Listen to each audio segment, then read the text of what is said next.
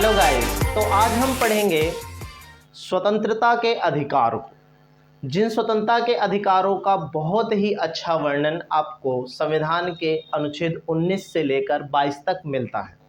तो आज हम इसको एक ब्रीफ तरीके से पढ़ेंगे, ये नहीं कि शॉर्ट आउट में पढ़ लें, बहुत ब्रीफ तरीके से और अच्छे से समझेंगे भी। ठीक है। हेलो दोस्तों, मैं विकास आप सभी का स्वागत करता हूं हमारे यूट्यूब चैनल मास्टरमाइंड बाबा में, जहां पे आपको सारे के सारे सब्जेक्ट्स की जो क्लासेस हैं वो मिल रही हैं और मैं आपके साथ लेकर आता हूं पॉलिटिकल साइंस की 11th क्लास की क्लासेस। आज हम चैप्टर सेकंड्स को रीड कर रहे हैं। कुछ लंबे अरसे के बाद हमारी वीडियो आ रही हैं, तो थोड़ा सा माफ़ी मांगते हैं आपसे, बट अब आपको रेगुलरली मेरी वीडियो मिलती रहेंगी ताकि आपको डिले ना हो। तो हम पढ़ रहे थे चैप्टर सेकंड। तो चैप्टर सेकंड में हम अधिकार वाला चैप्टर पढ़ रहे थे। उसमें हमने समानता के अधिकार को बहुत अच्छे से क्लियर करके समझा है। आज हम अनुच्छेद जो 19 से लेकर 22 तक है उसमें हम क्या करेंगे, स्वतंत्रता के अधिकार को समझेंगे। बट अनुच्छेद 19 में भी काफ़ी सारी वैरायटीज़ हैं। हमने कई बार ऐसे ही जनरल में सुना होगा कईयों से कि भाई मुझे तो बोलने की आज़ादी है, मुझे तो घूमने की आज़ादी है, मुझे तो कहीं भी नौकरी करने की आज़ादी है, मैं कहीं भी बैठकर सम्मेलन कर सकता हूँ, कोई ग्रुप बना सकता हूँ, मेरी मर्जी। बट ये जनरल लाइफ में तो हम कह देते हैं। क्या इन बातों का वर्णन हमारे संविधान में मिलता भी है या नहीं है, या हम ऐसे ही जनरल लाइफ में इसको यूज़ कर लेते हैं? तो ऐसा कुछ भी नहीं है। हम वही चीज कर सकते हैं जो कहीं ना कहीं हमारे संविधान में भी वर्णित हैं। तो ये जो बातें हैं वो अधिकारों के तहत आती हैं और वह जो बातें हैं वो अनुच्छेद 19 में आती हैं। कहाँ आती हैं? 19 के अंदर। बट 19 जो है वो भी कई सारे भागों में डिवाइडेड है। आप देख ही रहे हो, 19 का, 19 ख, 19 ग, 19 घ, 19 ण, 19 छ। ठीक है। तो 19 का में क्या है? वाक एवं अभिव्यक्ति की स्वतंत्रता। इसका मीन क्या है? वाक मतलब होता है बोलना। तो हम अपने जो विचार हैं, किसी भी रूप के विचार किसी के भी सामने प्रस्तुत कर सकते हैं, जैसा चाहे वैसा बोल सकते हैं। पर क्या ये बात सही लग रही है आपको? नहीं। हम एक औचित्यपूर्ण बात कह सकते हैं जो लोग रेस्पेक्टेड तौर पर सुने। ऐसा नहीं कि आप किसी को बिल्कुल मिसबिहेव वाले वर्ड्स बोल दो, तो ऐसा कुछ भी नहीं है। कोई ऐसा बयान दे दो जिससे देश का सम्मान गिरता हो, तो ऐसा भी नहीं कर सकते। हमें बोलने और विचार रखने की आज़ादी है, बट उस पर थोड़ी सी रेस्ट्रिक्शन जरूर है। दूसरा क्या? शांतिपूर्वक एवं निरायुद्ध सम्मेलन का अधिकार। मतलब अगर हम कहीं एक मीटिंग बुलाना चाहें, जैसे आप अपने स्कूल जाते हो तो स्कूल में एटलीस्ट 4000, 5000, 3000 बच्चे एक साथ गैदर होते हैं। तो वो भी कहीं ना कहीं एक स्कूल क्या कर रहा है, बहुत सारे लोगों को एक जगह इकट्ठा कर रहा है, उनको पढ़ा रहा है, बता रहा है, एज अ मीटिंग सम्मेलन कर रहा है। तो एक बात समझ में आती है कि अगर वो शांतिपूर्वक है, किसी भी तरीके की कोई भी वायलेंस की कोई गुंजाइश नहीं है, तो वहां पर ऐसा किया जा सकता है। अर्थात आप कहीं भी बैठ के मीटिंग कर सकते हो, कहीं पे अरेंजमेंट लगा सकते हो, भाषणबाजी कर सकते हो, जागरण कर सकते हो, कुछ भी कर सकते हो, कोई दिक्कत नहीं है। परंतु कैसे? बिल्कुल शांतिपूर्ण, हथियार नहीं होने चाहिए। ठीक है। संघ बनाने का अधिकार। संघ मतलब होता है ग्रुप। आप व्हाट्सएप ग्रुप के ज़माने में तो जी ही रहे हो, फिर सोशल मीडिया पे और भी कई सारे ग्रुप्स बन जाते हैं। तो हम ग्रुप बनाने के लिए बिल्कुल आज़ाद हैं, कोई हमें रोक नहीं सकता। बट क्या हम हर तरीके का ग्रुप बना सकते हैं? जैसे एक टेररिस्ट ग्रुप, जैसे अभी करंट में हमारे देश में एक PFI करके संगठन है, साउथ में एक संगठन है जिसको आतंकवादी संगठन घोषित कर दिया, और अब इससे जुड़े हुए जितने भी लोग हैं उनको पकड़ा जा रहा है। तो इनका मीन मतलब ये समझने का है, आपको संघ बनाने से रोका नहीं गया है, बट आप किसी टेररिस्ट एक्टिविटी या फिर कोई भी 2 नंबर वाले जो काम होते हैं उनको करने के लिए ग्रुप्स सर्कुलेट कर रहे हो या फिर ग्रुप्स को बना रहे हो, तो ऐसा आज़ादी हमारा संविधान नहीं देता। भारत के राज्य क्षेत्र में सर्वत्र आबाद संचरण का अधिकार। मतलब हम कहीं भी घूम सकते हैं। संचरण मतलब होता है कहीं भी आना जाना, हम कहीं भी आ जा सकते हैं, कोई आपको रोकेगा। बट क्या हम ऐसे क्षेत्रों में जा सकते हैं जो रेस्ट्रिक्टेड हैं। रेस्ट्रिक्टेड कहने का मतलब, हम बात करते हैं भारत के एक बहुत ही अच्छे टूरिस्ट प्लेस की, जिसका नाम है अंडमान निकोबार, जिसमें बहुत सारे द्वीप हैं। बट आपको शायद पता भी हो, हम सारे द्वीप पर घूम नहीं सकते, सारे द्वीपों पे जा नहीं सकते। क्यों नहीं जा सकते? क्योंकि ऐसा भारतीय संविधान कहता है कि वहाँ के जो लोकल लोकेलिटी हैं, वहाँ का अपना एक कल्चर है, और अगर हम वहाँ पे फ्री मूवमेंट करने लग जाएं तो शायद उनकी जो कल्चरल डाइवर्सिटीज़ है ना, वो इफ़ेक्ट होंगी।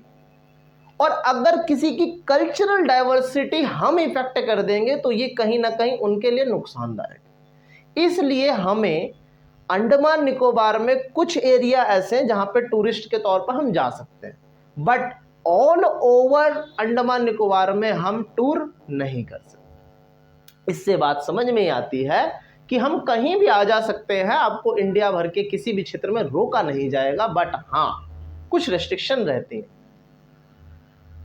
फिर है, कहते हैं कि भारत के राज्य क्षेत्र के किसी भी भाग में निर्बाध घूमने और बस जाने की स्वतंत्रता है। हम कहीं भी घूम सकते हैं, कहीं भी बस सकते हैं, कोई दिक्कत नहीं है। जैसे हमारे mummy papa UP, Bihar, Tamil Nadu, Punjab वगैरह वगैरह स्टेट से आए और दिल्ली में आके क्या हो गए, सेटल डाउन हो गए, और नहीं भी सेटल्ड हुए तो यहाँ पे काम कर रहे हैं, रह रहे हैं। मतलब हमें कहीं भी आने जाने, घूमने, रहने की कोई दिक्कत नहीं है। हम इंडिया के किसी भी स्टेट में, किसी भी लैंड पर जाकर रह सकते हैं। बट हम पहाड़ों पे घर नहीं ले सकते हैं, जंगलों में जाके अपना घर नहीं बना सकते हैं, गवर्नमेंट एरिया को अपना एरिया नहीं बना सकते, जिसे कब्जा कहते हैं। तो ऐसा नहीं हो सकता। आखिरी है, कोई भी वृत्ति, व्यापार या कारोबार का अधिकार। मतलब हम इंडिया के अंदर रहकर किसी भी प्रकार का काम कर सकते हैं, आपको रोका जाएगा नहीं। बट वही छोटा सा रिस्ट्रिक्शन आप समझ ही रहे हो कि हम किसी भी वायलेंस, ऐसा कोई भी सोसाइटी के विरुद्ध काम नहीं कर सकते। बाकी सब कुछ करने के लिए हम पूर्ण रूप से स्वतंत्र हैं, और ये संविधान भी हमें इस बात की गारंटी देता है। अब देखो एक बहुत ही रोचक बात, अब मैंने ये लिख तो दिए, क ख ग घ ङ और छ लिख तो दिए, पर क्या हम इसको सडन याद रख पा सकते हैं? अब मैं पूछ लूँ आपसे इमीडिएट कि भाई 19 में क्या है, तो शायद आप नहीं बोल पाओ। तो हम कहीं भी घूम सकते हैं, बच सकते हैं। अब इसको याद करने का एक छोटा सा ट्रिक आपको मैं बता देता हूँ, जो ट्रिक आप अगर याद कर लोगे या समझ ही लोगे तो आपको ये 6 की 6 बातें एकदम लाइन में याद हो जाएंगी। जैसे कह दो, देखो हम एक एग्जाम्पल रखते हैं कि हम भाई एक भारत में रहने वाले नागरिक हैं, या दिल्ली में रहने वाले नागरिक हैं, किसी भी स्टेट में नागरिक, और हमारी सरकार क्या कर रही है, हमारे हिसाब से कुछ गलत नियम कानून ला रही है, तो हम क्या कर रहे हैं, उनका विरोध कर रहे हैं। मतलब हम सरकार का विरोध कर रहे हैं। विरोध कर रहे हैं मतलब अपनी बात बोल रहे हैं ना, अपनी अभिव्यक्ति रख रहे हैं ना, अपने विचार रख रहे हैं ना, तो हमारे पास विचार रखने का अधिकार होगा। मान लो मैं वो विचार रख रहा हूं पर मेरी कोई बात सुनी नहीं रहा, तो मैंने क्या किया, एक ग्राउंड में जाके स्टेज बनाया और वहां बैठ गया, तो मुझे कहीं भी शांतिपूर्ण और निरुद्ध रूप से सम्मेलन करने का अधिकार। अब मैंने सम्मेलन किया तो 10-20 लोग आ गए, पर मैं चाहता हूं कि मेरी बात पूरे इंडिया में जाए, तो मैंने क्या कर लिए, ग्रुप्स बनाने शुरू कर दिए, संगठन बनाने शुरू कर दिए। अब जब संगठन बनने लग गए तो भाई मुझे अपनी बात पूरे भारत में फैलाने तो मुझे जाना भी तो पड़ेगा। तो भाई देखो लिखते हैं कि राज्य क्षेत्र में कहीं भी संचरण कर सकते हो। मैं अपनी बात दिल्ली में बोल रहा था, पर मैं चाहता हूं कि तमिलनाडु में भी मेरी बात फैले, तो मैं वहां जाकर क्या करूंगा, बैठूंगा, बात करूंगा लोगों से और सम्मेलन करूंगा, ताकि वहां भी मेरी बात सुने। अगर मैं कहीं गया हूं तो मुझे आवास भी तो चाहिए, कहीं तो रहूंगा। अब रोड पे 24 घंटे घूमता तो रहूंगा नहीं, तो कहीं ना कहीं मुझे घूमने का और आवास लेने का भी अधिकार मिल जाएगा। और अगर मैं कहीं रह रहा हूं तो भाई खाना तो चाहिए ना, उसके लिए पैसा चाहिए। अब पैसे के लिए मैं किसी भी तरीके का काम कर सकता हूं। तो क्या समझ में आया, मैं विरोध कर सकता हूं, मैं एक जगह बैठकर किसी के खिलाफ बोल सकता हूं, अपनी बात को बड़ा करने के लिए संगठन बना सकता हूं, और बड़ा करने के लिए किसी दूसरे राज्य में जा सकता हूं, वहां रह सकता हूं, बस सकता हूं, घूम सकता हूं और वह कर सकता हूं। तो ये एक छोटी सी ट्रिक है जिससे आप ये सारे के 6 अधिकार जो हैं समझ जाओ। बट एक क्वेश्चन ना बहुत अच्छा सा आपके दिमाग में उठ भी रहा होगा कि भाई मैंने ण लिखा और छ लिखा, तो यहाँ पे च कहाँ गया। एक बहुत ही सेंसिटिव सी बात आ गई कि च कहाँ से गया। ऐसा तो नहीं कि सर भूल गए कि भाई च की जगह छ लिख दिया, हो सकता है गलती होगी सर बाद में देख लेंगे और हो जाएगा सही, ऐसा कुछ नहीं है। हमारे संविधान में पहले 7 अधिकार हुआ करते थे, ठीक है। अभी हमारे पास 6 अधिकार है, जिसमें से एक हमने समता का अधिकार समझा है और दूसरा हम स्वतंत्रता का अधिकार समझ। पर उन 7 अधिकारों में जो एक अधिकार था जिसको डिडक्ट कर दिया गया वो था संपत्ति का अधिकार। उस पर हम चर्चा करेंगे। और उसी का एक क्लॉज, उसी का एक भाग 19 च में लिखा हुआ था। पर 1978 में, कब, 1978 में 44वां संविधान संशोधन करके जो संपत्ति का अधिकार है उसको संविधान से ही हटा, मतलब वो अधिकार नहीं है, वो एक कानूनी अधिकार है, ठीक है। एक दूसरी और बात कि देखो ये जो अधिकार हमें मिल रहे हैं ना, ये हमारे राज्य के खिलाफ हैं। मान लो कि सरकार हमारे इन अधिकारों में से कोई भी अधिकार छीन रही है तो हम क्या कर सकते हैं, अगेंस्ट में जा सकते हैं। पर मानो कोई एक निजी प्राइवेट कोई एक पर्सन आपको बोलने से रोक दे, आपको घूमने से रोक दे, तो क्या आप सीधा कोर्ट में चले जाओगे? ऐसा पॉसिबल नहीं है। जैसे मान लो आपका टीचर है, आप बोल रहे हो और टीचर ने आपको रोक दिया, तो क्या आप सीधा कोर्ट चले जाओगे? ऐसा नहीं हो सकता। स्टेट के खिलाफ, सरकारी संस्थाओं के खिलाफ या सरकार के खिलाफ या सरकार से जुड़े हुए लोगों के खिलाफ तो ऐसा हो सकता है, पर किसी वन पर्सन पे ऐसा किया जाए ये थोड़ा मुश्किल है। दूसरी बात, अगर हम राज्य के खिलाफ कर सकते हैं तो इसका मतलब यह है कि ये भारतीय नागरिक को मिलते हैं, ये किसी विदेशी या किसी अन्य देशीय व्यक्तियों को नहीं मिलते। और अगर उनको मिलते भी हैं तो राज्य उनके खिलाफ कार्रवाई कर सकता है। तो ये जो अधिकार हैं 19 के, आपको बहुत अच्छे समझ में आए हैं। अब 19 के बाद अनुच्छेद 20, 21 और 22 को भी हम बहुत अच्छे से क्लियर कट करके समझते हैं। तो आप इनको क्या करो, नोट्स कर लो एक बार या स्क्रीनशॉट ले लीजिए ताकि आप अच्छे से इसको नोट्स कर दीजिए। तो अनुच्छेद 19 हमने बहुत अच्छे से समझा है। अब अनुच्छेद 20 की बारी है। तो अनुच्छेद 20 बोलता क्या है? कहता है कि अपराध के लिए दोष सिद्धि के संबंध में क्या है, संरक्षण। मान लो कोई अपराधी बन गया है, ठीक, अपराधी है, ध्यान रखना, नॉर्मल पर्सन नहीं, हम और आप जैसे नहीं, वो अपराधी है, क्या उसके पास भी अधिकार होते हैं? बहुत ही अनएक्सपेक्टेड बात है ना कि एक अपराधी के पास भी अधिकार दिए हमारे संविधान ने। नॉर्मल को तो दिए ही दिए हैं, पर अपराधी को भी अधिकारों से वंचित नहीं रखा गया है। पर कौन कौन से अधिकार दिए गए हैं तो देखते हैं। पहले लिखता क्या अनुच्छेद 20, पूरी बात समझ लेते हैं। अनुच्छेद 20 किसी भी अभियुक्त, किसी भी व्यक्ति या दोषी करार व्यक्ति, चाहे वह नागरिक हो या विदेशी या कंपनी व परिषद का कानूनी व्यक्ति हो, कोई भी हो हमारे देश के अंदर, उसके विरुद्ध मनमाने या अतिरिक्त दंड से संरक्षण प्रदान किया। अगर कोई अपराधी है तो उसके ऊपर मनमाने तरीके से आप उसको दंड नहीं दे सकते, मनमाने तरीके से उसके ऊपर जाति नहीं कर सकते। मतलब उसके पास भी अधिकार है, वो कह सकता है कि ये तो भाई जबरदस्ती कर रहे हो आप मेरे साथ, ऐसी भी कुछ। कौन कौन से मोमेंट्स पे? तो अनुच्छेद 20 में भी 3 छोटे से भाग हैं जहां पर अपराधी को भी अधिकार है। पहला, कोई पूर्व पद प्रभाव कानून नहीं। इसका मतलब क्या है, मैं एक एग्जांपल से आपको समझाता हूं। जैसे मानो 2023 अभी चल रहा है, ठीक है, और किसी पर्सन ने क्या किया, चाकू से किसी का मर्डर कर दिया, और 2023 तक कानून में ये लिखा था कि अगर कोई पर्सन चाकू के थ्रू किसी का मर्डर कर दे तो एटलीस्ट उसको 5 साल की सजा मिलेगी। 5 साल की क्या मिलेगी, सजा मिलेगी, ठीक है। वो अपराधी साबित हुआ, 5 साल तक के लिए जेल जाएगा। अब 5 साल के हिसाब से क्या हुआ, 2028 या 29 मान लो। बट जब वो पर्सन जेल में है, उस समय के बीच में ही मान लो 2026 में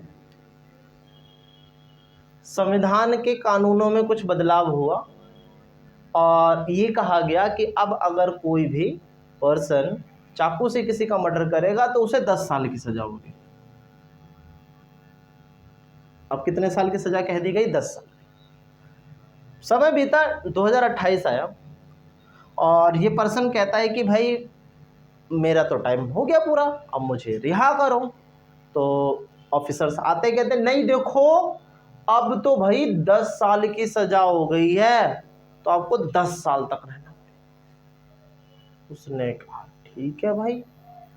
मान लो वो जागरूक ना हो, उसके पास कोई वकील ना हो, तो ऐसे तो वो 5 साल और जेल में बैठा रहेगा या 10 साल और जेल में बैठा रहेगा। पर अगर वो जागरूक है, उसके पास वकील है, तो उसका वकील उसको समझाएगा कि साहब आपके ऊपर जो अटेम्प्ट लगा है वो 2023 के कानून के तहत लगा है, जो अटेम्प्ट आपको अब बताया जा रहा है वो तो 2026 के बाद के विक्टिम्स पे लगेगा, आप पे कैसे लग सकता है, क्योंकि आपके समय में तो सजा केवल 5 साल की थी। तो कहेगा हाँ भाई ये बात तो सही है। तो वो जाएंगे कोर्ट, अपना केस फिल आउट करेंगे और अपने आप को बचा लेंगे। नहीं तो अगर वो अवेयर ना हो, कोई वकील ना हो, तो ऑफिसर लोग उनको जबरदस्ती और 10 साल के लिए जेल में डाल देंगे। तो ये चीज हमें समझनी है कि अपराधी के पास भी अधिकार हैं। जिस समय वो अपराध कर रहा है उस समय जो उसकी सजा है, जो उसका दंड है, उसको उतना ही मिलेगा। नए कानून के तहत उसको नहीं मिलेगा और नए कानून बनने के बाद जो करेगा वो उसको नए कानून के तहत मिलेगा। दूसरा, दोहरी क्षति नहीं। ये बात आपने कई बार सुनी होगी कि भाई एक अपराध के लिए एक ही सजा होती है, बार बार सजा नहीं होती। तो कई लोग ये मान लेते हैं कि भाई मैंने एक बार किसी का मर्डर कर दिया है तो मेरे को एक बार ही जेल होगी और मैं जब जेल से बाहर आ जाऊंगा तो किसी का भी मर्डर कर सकता हूँ क्योंकि मेरे को तो एक ही बार सजा होगी। ऐसा नहीं है। इसको मैं समझने में थोड़ा सा डिफॉल्ट है। समझने में क्या डिफॉल्ट है, समझो। जैसे मैंने या किसी पर्सन ने चोरी कर ली और उसको 2 साल की सज़ा मिली। अब वो 2 साल के बाद बाहर आया। जब वो बाहर घूम रहा है, मार्केट गया हुआ है और मार्केट में कुछ परचेस कर रहा है, इतने में पुलिस क्या कर रही है, वहाँ पे राउंड में है। और पुलिस जब राउंड में है तो उन्होंने उस पर्सन को देखा, हाँ ये तो चोर है, इसको पकड़ लो। तो मैं कह रहा था कि पुलिस वालों ने उस चोर को मार्केट में कोई चीज़ परचेस करते हुए देखा और पुलिस वालों ने क्या करा, उसको ज़बरदस्ती जिप्सी में डाला और ले गए और खूब मारा पीटा तबीयत से और जेल में डाल के बंद कर दिया। उनका वकील आया और कहने लग गया कि आपने इसको किस चार्ज में रखा है। उन्होंने कहा ये चोर है। तो वकील ने पूछा कि भाई ये चोर था, दैट्स था, चोर है, क्योंकि उस पर्सन ने अपनी चोरी की 2 साल की सजा पूरी काट ली है। अब वो एक अपराधी या एक चोर नहीं है, वो हमारे और आपके जैसे एक नॉर्मल पर्सन। और यही चीज समझने वाली कि एक अपराध के लिए दोबारा आपको सजा नहीं दी जा सकती। अगर आप दोबारा से अपराध करते हो, दोबारा चोरी करते हुए पकड़े गए तो आपको दोबारा सजा मिलेगी। पर एक अपराध करने पे आप पूरी सजा काट के आ गए हो और कोई आपको पकड़ के जबरदस्ती डाल दे, ऐसा बिल्कुल नहीं हो सकता। लास्ट पॉइंट क्या है, स्वयं अभिशंसन नहीं। इसका मतलब बस इतना सा है कि भाई कोई भी व्यक्ति को जबरदस्ती गवाही नहीं ली जा सकती। जैसे कि आप मूवीज में देखते होगे, सब फालतू सा ड्रामा चलता है। तो अब हम लास्ट वाला करते हैं, तीसरा वाला। तीसरा क्या कहता है, स्वयं अभिशंसन नहीं। अर्थ इसका ये निकलता है कि मान लो कि मूवीज में आप देखते हो, पिक्चर्स में देखते हो, सीरियल्स में देखते हो कि पुलिस वाले किसी को ज़बरदस्ती मारते हैं, बोलते हैं कि भाई लिख, हाँ तुम अपराधी हो, हाँ और हाँ बोलो, अंगूठा लगाओ, वगैरह वगैरह। ये सब दिखाया जाता है, पर रियल लाइफ में थोड़ा सा उलट है। देखो, किसी से भी, चाहे वो अपराधी हो चाहे हम हो, कोई भी हो, किसी से भी जबरदस्ती कोई भी स्टेटमेंट लिया नहीं जा सकता। चाहे भले ही वो अपराधी हो, तो उसको मारपीट करके भी हम उससे कोई स्टेटमेंट नहीं ले सकते, जिसको हम रिमांड कहते हैं ना। रिमांड में ले जाने के बाद ये सोचा जाता है कि मारा पीटा जाएगा और उनसे जबरदस्ती स्टेटमेंट ले ली जाएगी। ऐसा नहीं होता है। रिमांड में लेने का एक मतलब ये तो होता है कि मारा पीटा जाएगा, बट उनको जबरदस्ती नहीं की जाएगी कि आप अपने स्टेटमेंट को हमारे मुताबिक बोलो। अगर वो पर्सन गलत नहीं है तो वो जो अपना स्टेटमेंट होगा वही रखे। ऐसा नहीं कि ऑफिसर उनको जबरदस्ती कहेगा कि नहीं तुम बोलो कि मैं अपराधी हूं, मैंने चोरी करी है, मैंने डाका डाला है, ऐसा नहीं। तो ये जो आर्टिकल 20 के अधिकार हैं, इसमें 3 अधिकार एक जनरल व्यक्ति को भी मालूम होने चाहिए कि अगर आपके साथ ऐसा कभी हो ना हो, खुदा ना खास्ता, तो आपको भी पता होना चाहिए, ये आप दूसरों को भी बता सकते हो, जिससे एक जनरल अवेयरनेस भी फैलेगी। तो आप इसका स्क्रीनशॉट ले लीजिए और अपनी कॉपी में नोट डाउन करिए।